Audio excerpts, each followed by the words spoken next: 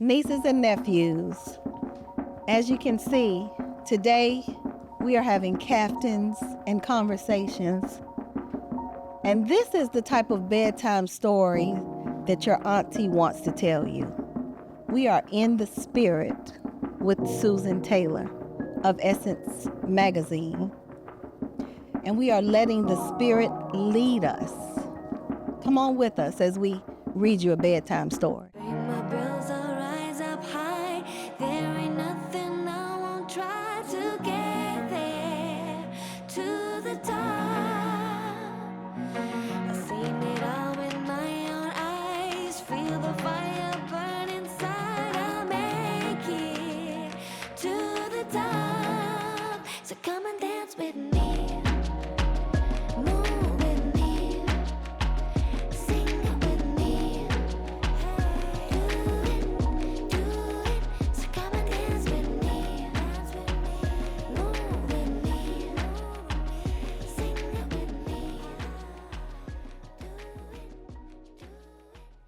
What does God say about being in the spirit? No. Well, in the spirit, we need to all, is what we should all be led by, not by our emotions in our flesh, which oftentimes takes over and causes us to make poor decisions or to react in a manner that we often regret. So when we are led by our spirit, we're led by principles that will enable us to be more successful in our lives and our relationships and to strengthen our families. But it always begins with yourself. We have to take accountability for what we are learning and what we want to do to move in a different light, to move in the spirit. Yes. So the thing that I want us to take away from this book club is I want us to be open-minded, and I want the nieces and nephews to have an opportunity to grow, to hear, to reflect, and to make some changes if they see fit, if they need to. Because being in the spirit and being on a spiritual journey is definitely a personal process. It's a journey of discovering who you are, and your faith. And the very first chapter, Living from Within, teaches us how we need to take accountability for our actions. We need to take accountability for the way we think. We can't continue to blame our childhood. We can't continue to blame our parents. We can't continue to blame society. We have to take accountability ourselves. So the first chapter, Living from Within, definitely resonated with me because as we think about who we are, it's often a continuous discovery. It's a continuous discovery. We're all the time changing. We're evolving. And we're becoming someone new every day. If we're not growing, we're dead. That's it right there. Right? That's it. If we're not growing, we're dead. So with growth, that means we're learning something new and we're changing our behavior once we learn that new thing. Or we should be. But with renewing and growing, something has to die to be that better person, to be guided and led by the Spirit. So you're constantly renewing, being a better person, but you have to shed some other things. Oh, Well, but before we get into the spirit, we just want to let you know what our motto is. We don't care about your feelings. We care about your future. All right. Well, let's talk about your first connection to this first chapter. And I'll start because it was on the very first page of the preface. It says, all of her essays, I'm in the second paragraph, return to the same truth. By cultivating a deep inner awareness, we develop the wisdom and faith necessary to create happy and fulfilling lives. And isn't that beginning with the end in mind? Don't we all want to be happy and At the fulfilled? end, that's what we say. Right? That's what we say, right? So, In the Spirit explores the potential of divinity within each of us and tells us how we can begin to trust it is enough to do the work critical to our survival. And it resonated with me. Nobody is going to save you. You have to save yourself. You have got to save yourself. We are the answer, but we have to do the work on ourselves. We have to be committed to doing the work, to changing, to understanding who we are in the spirit and out of the spirit. Because I don't always like myself when I'm out of the spirit. And I'm not supposed to. And that's when I'm supposed to reach for a different type of strength that I don't have by myself. So that was my very first connection to this chapter, knowing that I have to save myself. But I'm also grateful that I have enough wisdom and understanding to know that me saving myself means choosing him. Me choosing to save myself also means I have to choose him.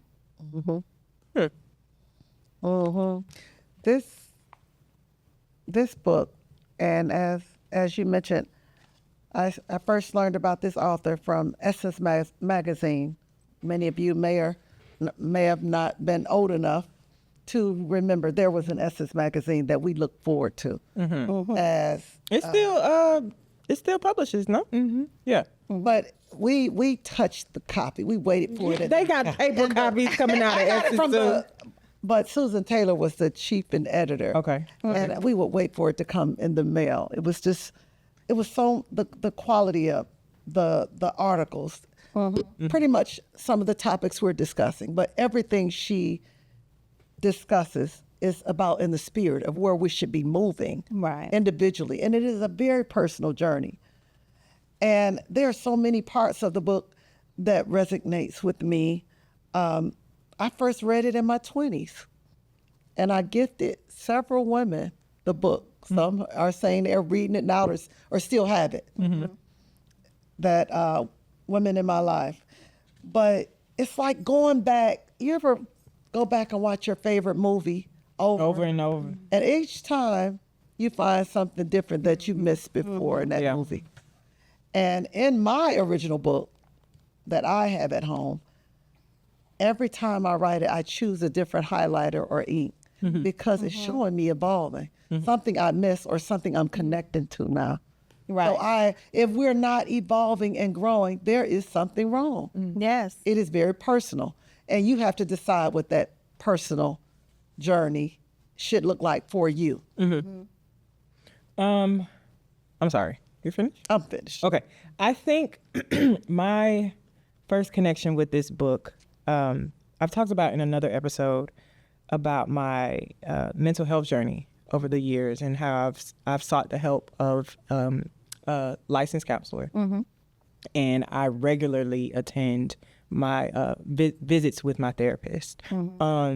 So my first connection with the preface and the chapter 1 was thinking about my own mental health journey. And like the title of the first chapter is Living from Within. And when I think about the growth that I've exhibited over the years, who I've become, that all started from within myself, right? It started with me knowing that something was off up here and then seeking that help. Nobody told me to do it.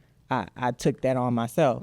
And then one of the things that changed early on in this mental health journey was my connection with my faith.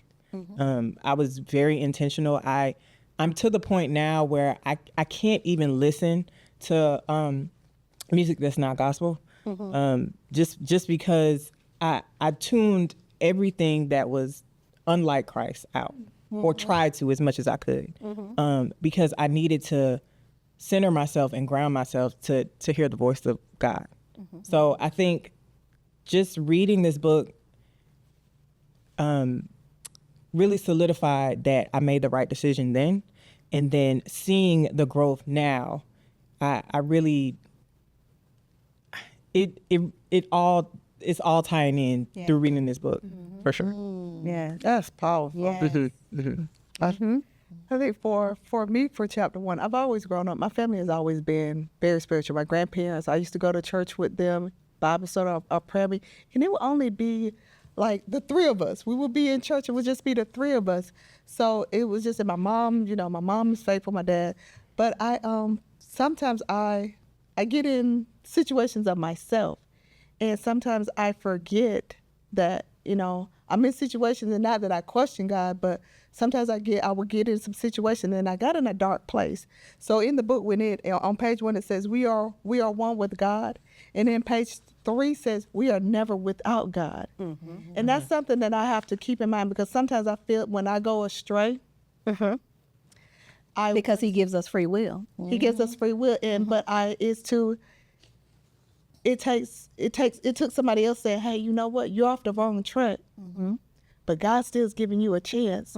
He still loves you. So it's just certain parts of this book, it's just like, you've messed up. He knows you've messed up. But he still loves you, Teresa. You are never without him. Now you've been doing your own thing, but he's always there. So that was a powerful read for me. That sentence was very powerful for me. And as far as I'm concerned, the part that resonated with me was when you're in the spirit with God, you find peace. It says that. Right. There's a lot of peace because you're focused on Him and not everything you feel that's tearing you down.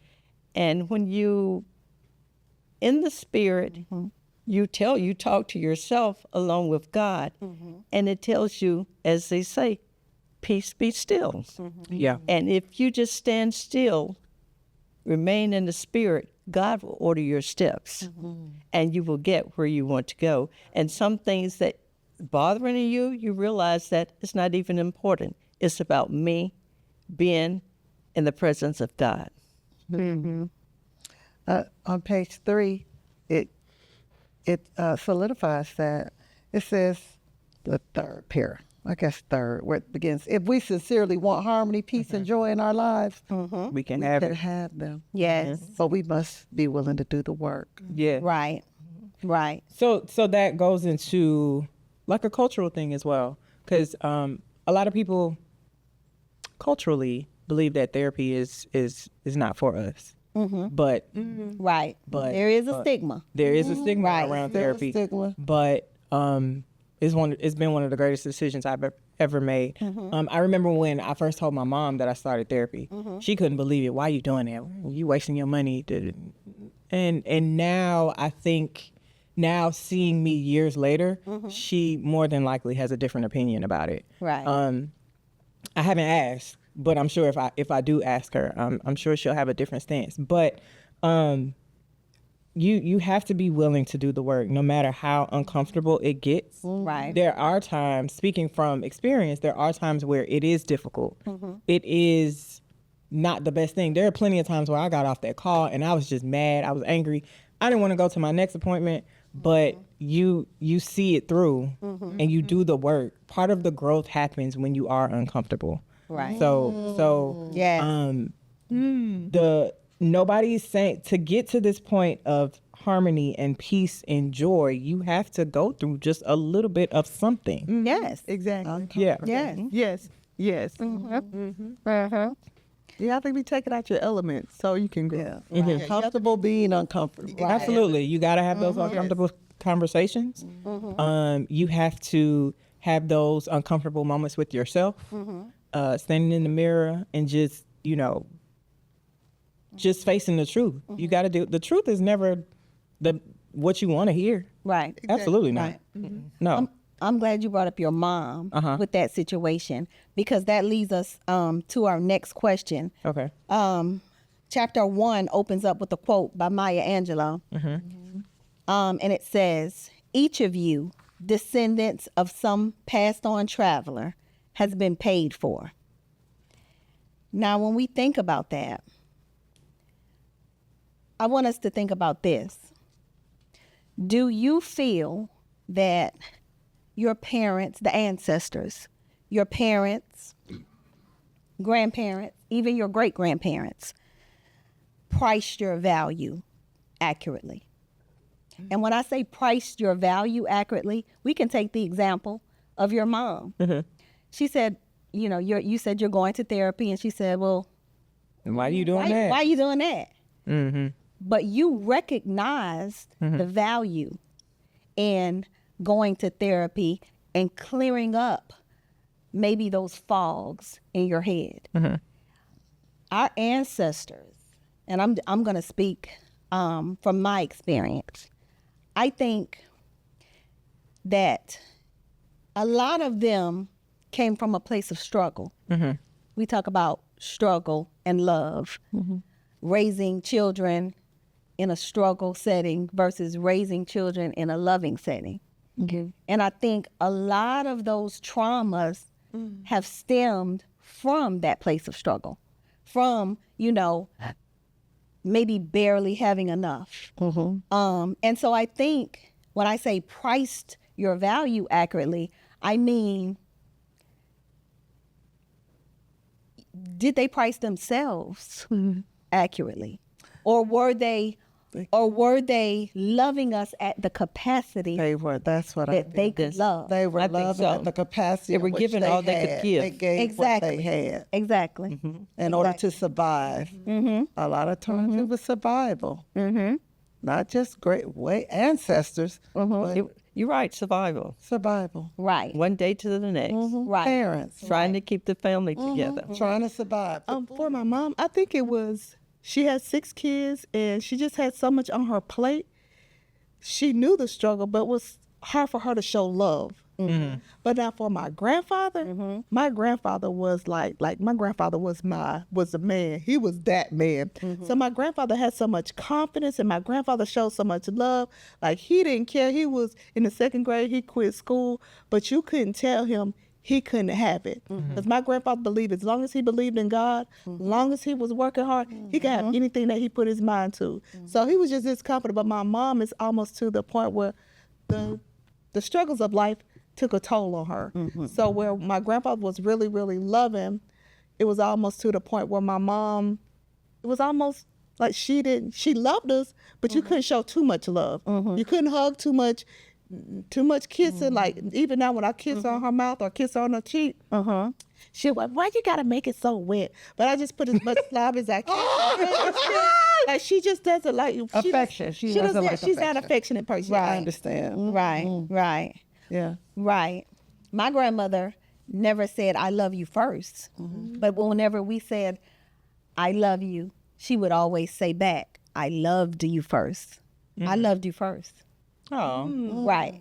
So, and I think a lot of times she wanted you to say, I love you, so she could say that back to you. But she wasn't going to say it first. But she was not going to say it first. And I don't think that it was an indication of the amount of love or the lack of love. I just think sometimes we have to force ourselves to change our behavior and change our thought process. It's okay to say, I love you. It's okay to show that love. And I'm learning that now only because it was a wake-up call for me when my daughter said, sometimes she was talking to my husband and I, and she said, sometimes you guys are so focused on parenting that you can become emotionally unavailable. Your daughter told you that? Yes. How old was she when she said that? Yeah, she was about 23. Oh, okay. Yeah. Like recently. Recently, right. So I had to think about that. I had to sit in that. I had to sit in that. Okay. And I said, and I talked to my husband about it because we sit down and we have our conversations. And I said, I think she's right. I think she's right. I think we've been so focused on making sure that they have been self-sufficient members of society that we forgot a piece. So now we need to go back and we need to refocus and reset and adjust that. And I think too, like Tariq, like your mom, my mom wasn't overly affectionate. She wasn't gonna come in and hug and kiss you. It just wasn't her nature. And I think just had dealt with so many things, being the eldest of 10 and just, having gone through so much. it didn't mean she didn't love us, but she just was not affectionate. Right. And it probably made me overly affectionate as a parent. I hug and kiss each time we see each other and as we're leaving. So, yeah, I can see how that can happen. And when you think about it, when you have multiple children like that, okay, it takes time to give every one of them a hug and a kiss. And, and you got to get this dinner done and get, Yes, I get got them things to to school. do, things on my mind. It's never not enough time for a little hug. You're right. And that's where we change our thought process. Yes, that's what we start inwardly. Yes. How are we showing love in our families, for our nieces and nephews? How can we change some of these generational cycles and become more affectionate? Because it is important. It is. Everyone wants to be touched and loved at some point by. But sometimes I think they think that because you show affection that makes That's you a weak. a That's sign a of sign of weakness. weakness. No. Like if you, like even for my boys, my brothers, a real man don't cry. Baby, if you need to cry, you cry. But but we have to get over all those misconceptions. Let's hug. That doesn't mean that let's hug. Let's talk. Let's do whatever we need to do. If you need to cry, if you need it, now you can't throw nothing in the house. You can't break nothing in the house. You get angry. If you need to go outside and hit that pine tree, but let's learn how to show our emotions instead of just putting them on the back burner or hiding them. Like That leads Right, to because them if you the don't tools. show your emotions, they build up inside. Yes. And that's when trouble comes. That's that how leads you to get toxic expressed. masculinity. Yes, yes. That's where aggressive behavior comes out of, because you've held them within so long. So in the spirit, we want to channel and give our nieces and nephews and our children tools where they can go and navigate Yes. and show their growth. Go back and read it as a 20-year-old and then as a 25-year-old. Go back and read those chapters and see how your mindset has changed and what you now understand. I marked my book up so much, I was like, oh my goodness, it's highlighters, it's ink, and then I'll go back, maybe read it next week and see something else because life is lifing. So these scenarios are going to resonate differently with you with the experiences you're having. And in the spirit, being in the spirit is very powerful. It's powerful. Very powerful. That's where you get your strength and everything from. Because again, you're at peace and you realize if he's done it before, he'll work it out. You get into a comfort. My dad is with me at all times. He never leaves me. Right. And we need to stress being in the spirit, and we need to stress that light because there's so much darkness. There's so many avenues that leads to darkness. So we need to encourage our nieces and our nephews. You guys, hey, read that word. Go, listen, go to the church, listen to that sermon or listen to it online. But focus towards that light, towards that's going to make you be that better person, because these other things that's out there are not going to, And that's what our ancestors survived on. Yeah. Being in the spirit, the old Negro hymns, it carried them. Helped them It was with a survival method for them. Oh, yeah, it was in this chapter. And I think when we think about our ancestors and we talk about being emotionally available, they were too concerned with so many other things. They were concerned with eating, yes. surviving, like we said. being hungry. Right. Being beaten. Feeding a baby. Absolutely. And also you have to think killed. of it, they weren't that far removed from slavery. And they were humbled. Yes. They were taught to be lowered. Right. Yes. Right. They've Exactly. learned to keep your mouth closed. Yes. Exactly. And your head down. Right. And but that's no excuse now. yes, exactly. And they saw it. Like my grandfather was born in 1911. So he went from being in almost like slavery, from having sharecroppers to owning his own land. And he would say, God did this. God brought me from my mom or my dad don't happen to do this until he used to say, listen, and Jack, where we live in Texarkana, my grandfather was one of the few black men who owned land. Could not read and write. He could sign his name, but he couldn't even read and write. But when he went to the attorney's office, he told the attorney to draw up the paperwork, and this is what it's going to say about my land. Well, when I went to give, closed on my house, the attorney was like, your grandfather was so smart. And, you know, I had 15 pages of documents, and he went through them, and he sat there, he read through them, and he was like, this is not what I told you to put in there. Put what I told you. And after I left the office, he didn't even know my grandfather couldn't read. But that my grandfather knew, say, hey, He was in the spirit. He was in the spirit. That spirit told him that it wasn't And right. that's what he said, as long as I'm led by the Lord, yes. And that's the only thing they had to lead them. You know, the only thing they had. So it's sort of passed on. So how are we leading in the spirit? How Yes. are we? Exactly. Where are we going? Are we even connected to the spirit Yes. enough? Yes. No, Are we because being we have governed by the everything. They spirit? didn't have anything. Now, I mean, we have everything, and we're blessed, and they sort of forget about. We forget where our blessings come from. Exactly. But we have to forget. make sure we can't forget. We can't afford to forget. We have can't to- afford, yeah, but we we can't do. afford. No. We can't And afford it's to not like forget. that. And then you wonder why things happen to you sometimes. You've strayed away. Right. You've strayed away. Right. So we have free will. We can either be in the spirit or, like you said, there's so much darkness in the world now because people have gone away from the spirit. And that's why if you don't have something substantial, a foundation in the spirit, you're going to be on the Ferris wheel, constantly going round and round and round. I think there's a quote on the 3rd page from the same paragraph that you read to us, Athena. At the end of it, it says, by our choices, we are building either the harmony or the pain we experience. Yeah, so I think choices. I mean, are you choosing to live your life by the spirit, or are you living by the flesh? And whatever your decision is, be prepared for either the harmony or the pain that comes with it, right? Because it's your choice. Nobody's making that choice for you. Yeah. Yeah.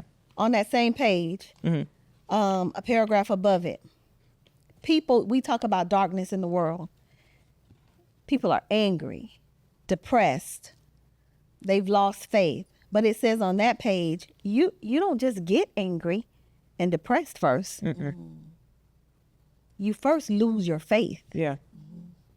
in the goodness of life, and then you get angry and depressed. Yeah. And then look at currently what's going on right now. People are barely surviving, worried about shelter, worried about food, losing jobs. Right. If you don't have something to go to and hold on, Right. you're just wondering and you're lost. And that's where all this frustration is coming. And people are all this stealing and hurting and killing. That's always occur. We know that. But surviving without a spirit, without a spiritual connection, without faith. And you can't be happy. Just like it says, you can't be happy if you're not healthy. Right. You can't be healthy if you're not happy. So, and when you're at a point in your life and when you're at such a dismal that you're saying, you know what, I just want peace. But if you forget about that happiness, what is peace without happiness? You gotta, I mean, we have to make sure that we're living in the fruits of the spirit. But what at the end of the day, I want to be happy. I want to be happy. And most people do. They want to be happy. Right. Most people say they want peace. Right. Yeah. Exactly. Then they make choices Exactly. that lead them into pain. Or raising Cain. But say they want peace. Right. Is there an area, after reading this, is there an area that resonated with you, a need for change in your life, in your own personal journey? We're only talking about chapter 1 still. Right. We're still in chapter 1. Is there an area, on page 5, I'll begin. Most of you know about my mother and her recent medical emergency. Well, I started reading this book in Savannah during that time. And on page 5, it says, self-awareness puts you in control of yourself so that you no longer simply react to life, but instead you think critically about what's best for you and consciously decide how you want to be. When we are focused inward and make conscious decisions based on what makes us feel whole, we grow stronger in mind, body, and spirit. And so while in Savannah, I had definitely had to pull from this because I felt a little defeated. And I had to get into this word and I had to tell myself, get it together. You have everything that it takes to handle this. But then I had to remind myself, God is your strength. You can't do this. You're right. No, you can't. Because you're trying to do it on your own. You think you can do it on your own, but you can't. So I looked myself in the mirror and I said, get it together. And I had to pull from a place that was already in me. I just had to manifest it. And that started with my thought process. So this chapter talks about positive thinking and how the way you think Yes. affects Yes. everything else. Yes, for sure. And I think we even discussed that. We had so many similar points we were really drawn to. Yes. And when she said, we're here to discover the truth and to make our unique contributions to life. And it says the universe is supporting us. It also says we have a unique, to make our contribution to life, unique contribution, and that we have to give something back to help and help others. Absolutely. Ooh, And that's that caregiver, and I'm one, but that's a whole nother topic. yes. But I often go to this like, oh my goodness, how am I gonna move forward and do this again? How am I in this complicated situation right now on this visit? Can I get through this? Yes. And without being moved to break down, to act out of my character, which I have. And I've had to go back and reset and say, oh, no, you can't do that. You got to do it a different way because Right. that's not the way God would want me to move. Even removing yourself. Right. Right. Yeah, we have to help others. And that's an area And this of is what growth. we're here to do. We're here to help our nieces and nephews, to help our sisters and brothers, to help our families to grow, to find a space and draw from strength of the Spirit. It is there. It is available and it is free, Yes. Yes. no matter what you're going through. And we'll get into talking some more about Susan Taylor's experiences. They weren't all, crispy, what they say, crystal clear. Crystal clear. No, crystal. I forgot what it is. Got that, but they weren't all peaches and cream. But she shares from went a through perspective Yes.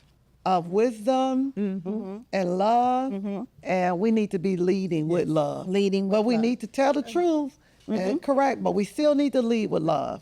Sometimes our delivery, I know mine. Sometimes my delivery can be rough, but my message is clear and it remains the same. Yeah. But if you're leading in love, it's going to be okay. Yes. If you have the right intentions when you're going there, because now look, I love her. Lord knows I love my baby girl. But baby, she don't cut me to the quick. But I know she's doing it because she loves me. Hey, I'm telling you this, and it hurts sometimes, but she's telling me this because she loves me. Yeah. Right. She loves Right. me. Yeah. And as you said, it's free and it's powerful. You have, and as long as you're showing love, things will work out. All right. I So- think they will work because you showing love, you doing what God wants you to do. Right. And he's there with you. He's just going to boost you right on through your situation. And you said, well, you know what? I made this. I made it. I thought, I couldn't make it through, but I did because you were doing what you were supposed to do. Just put a little love in it. Well, what's the scripture? Before, above all things, have what? Faith. Love. I mean, you gotta be charitable.